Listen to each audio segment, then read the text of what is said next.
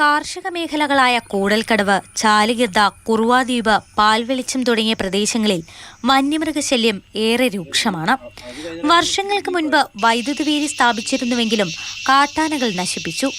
ഇതോടെ വന്യമൃഗശല്യത്തിന് ശാശ്വത പരിഹാരം കാണണമെന്ന ആവശ്യത്തിലായിരുന്നു ജനങ്ങൾ.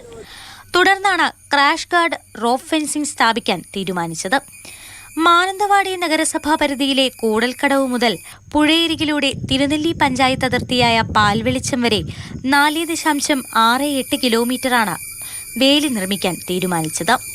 ഇതിനായി 3,60 ലക്ഷം രൂപയാണ് അനുവദിച്ചത്. എന്നാൽ കഴിഞ്ഞ ഓഗസ്റ്റിൽ ആരംഭിച്ച നിർമ്മാണം പാതി വഴിയിൽ നിലച്ചു.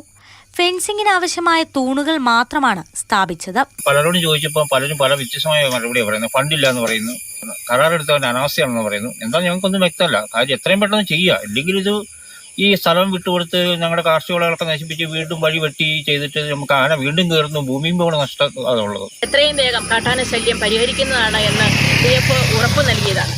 ഇതുവരെയും അതിന് യാതൊരുവിധ പൂർത്തീകരണ നടപടികൾ ഉണ്ടായിട്ടില്ല. കുറുവാദ്വീപ് വഴി കബനി നദി കടന്നെത്തുന്ന കാട്ടാനകളാണ് ഇവിടങ്ങളിൽ വ്യാപക കൃഷിനാശം വരുത്തിവെക്കുന്നത്.